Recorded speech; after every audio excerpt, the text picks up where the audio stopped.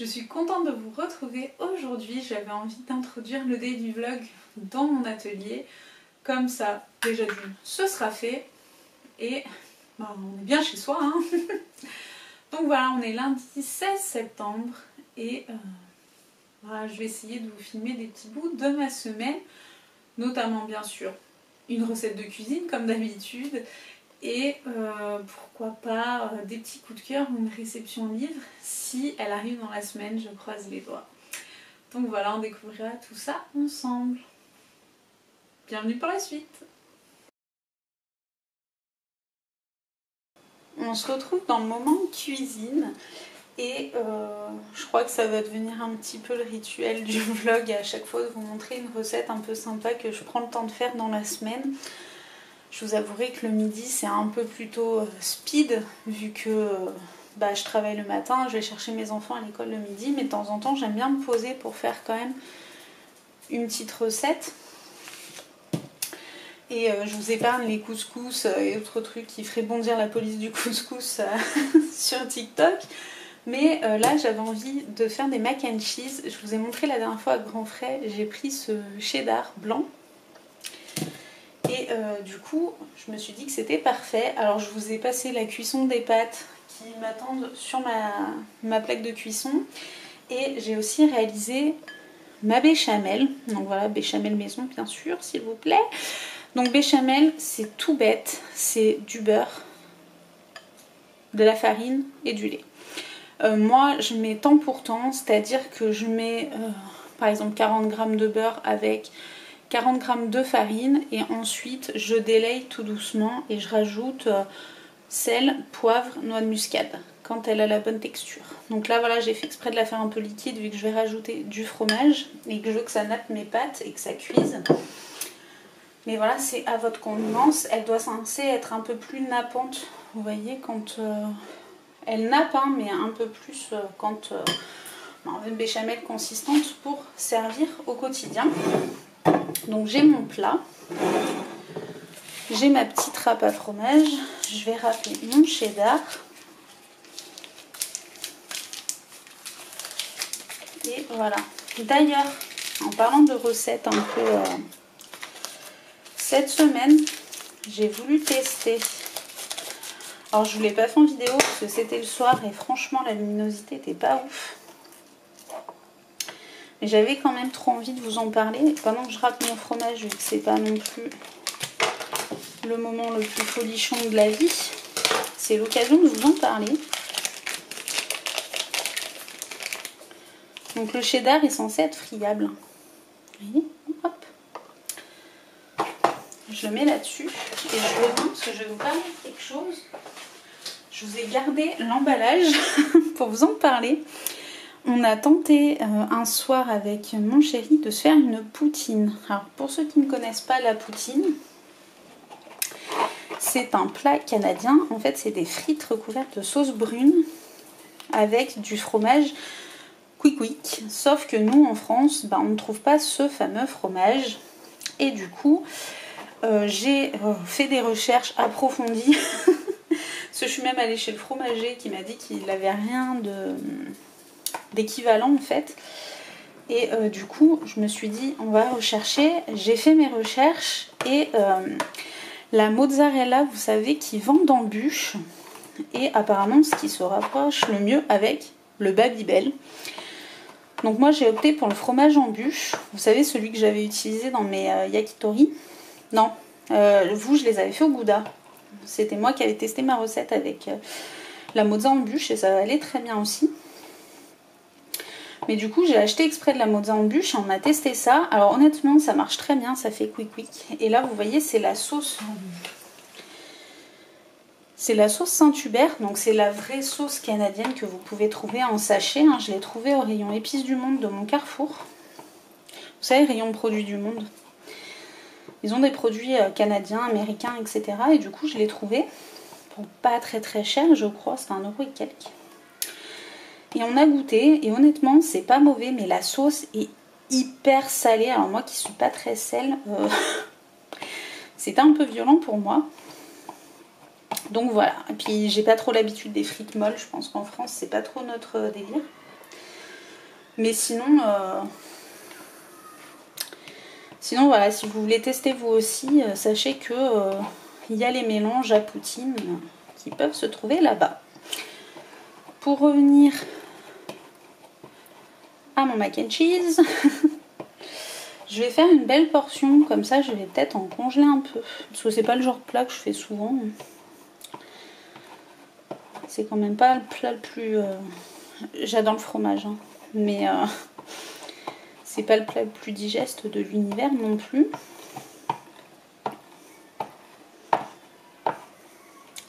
Vous voyez, il est extrêmement friable.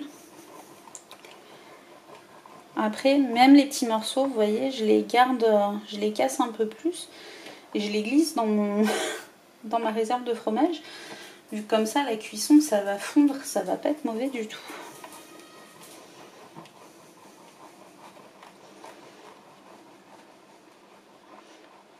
Pour le fromage, je fais vraiment au feeling, il n'y a pas de... Il n'y a pas vraiment de quantité appropriée. Je vais déjà en mélanger une partie à ma béchamel. Par contre, je vais me laver les mains parce que le cheddar est quand même assez frais.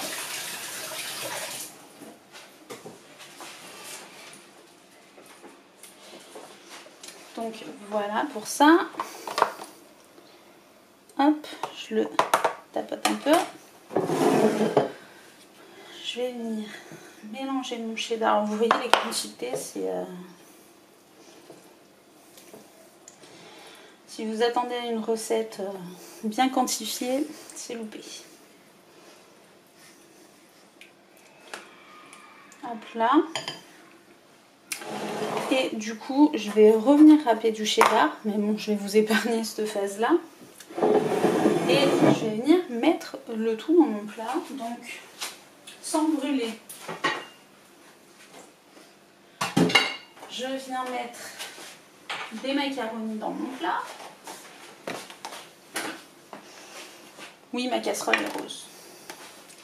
Il fallait s'y attendre. Alors, j'aurais pu mélanger la béchamel. Je le fais directement dans le plat. Je cuis des macaronis. Alors, c'est pareil, j'en garde. Même si ça me fait un reste, c'est pas dramatique.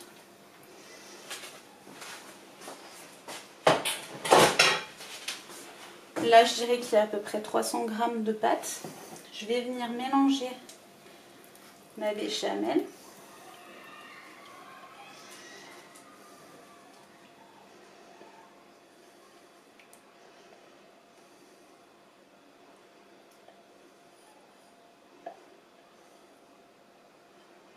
Oui, c'est Friends si vous vous posez la question.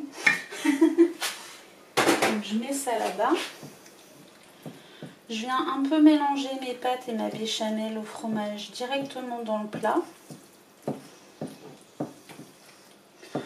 Vous pouvez faire l'inverse, hein, verser la béchamel dans la casserole et tout verser dans le plat. Après, honnêtement, ça marche aussi bien comme ça.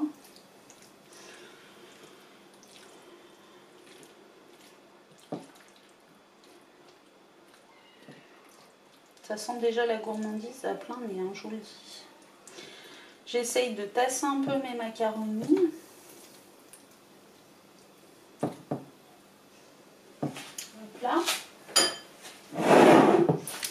Je vais râper, excusez-moi, je vous shoot. Je vais râper mon cheddar et on se retrouve juste après. J'ai sorti mon petit plat du four et du coup je viens vous montrer le résultat en essayant de ne pas me brûler. Donc j'ai triché. Je sais pas si vous le voyez, mais en fait je me suis rendu compte qu'il me restait quelque chose comme 20 g de cheddar sur les 200 g que j'ai mis dans le plat.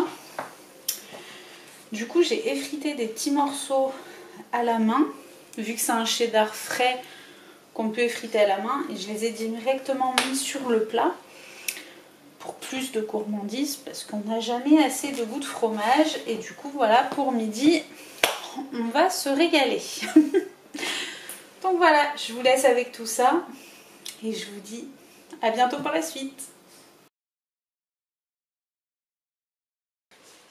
Bonjour à toutes. Alors aujourd'hui on se retrouve quelques jours après ma recette de mac and cheese Et on va se retrouver pour une petite chronique lecture. Donc vous voyez, on est dans mon atelier et j'avais très envie de partager avec vous des lectures que j'aime, parce qu'en fait, si vous me suivez sur Instagram, vous le savez, j'adore les livres depuis enfant. J'aime m'en entourer et il n'y a pas un mois sans que j'en achète.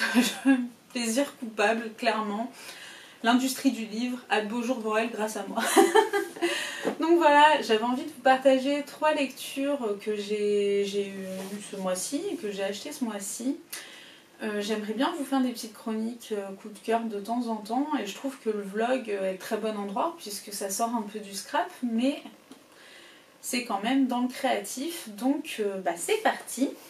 Donc j'ai 3 livres à vous montrer, enfin livres et magazines à vous montrer.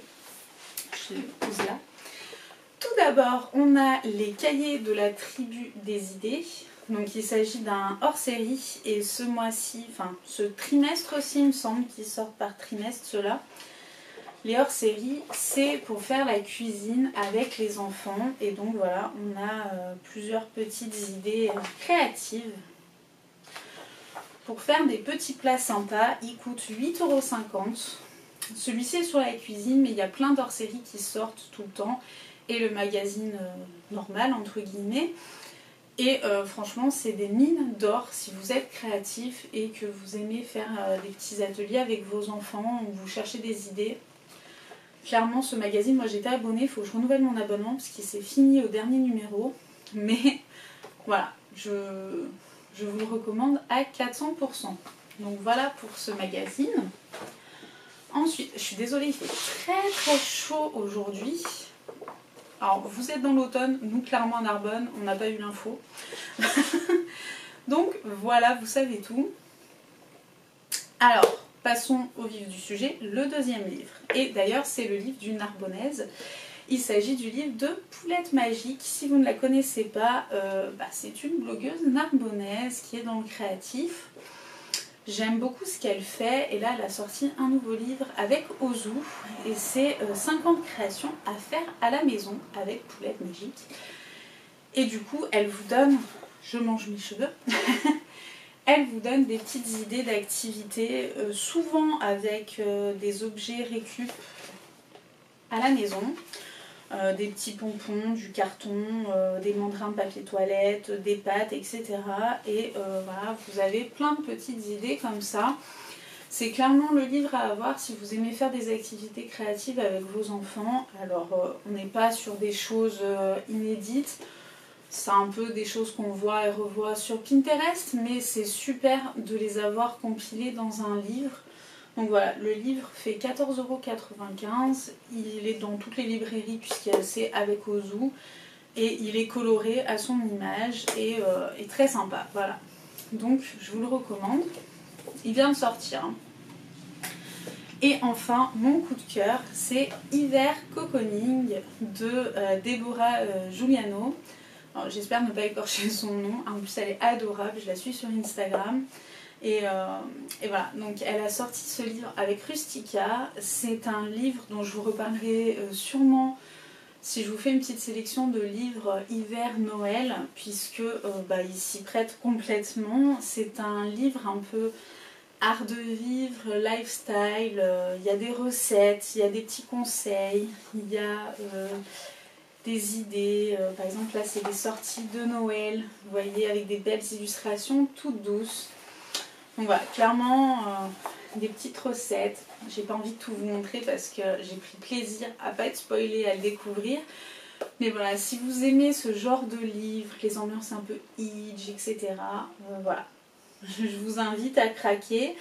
Il coûte 19,95 €. Pareil, vous le trouvez dans toutes les librairies. Et voilà.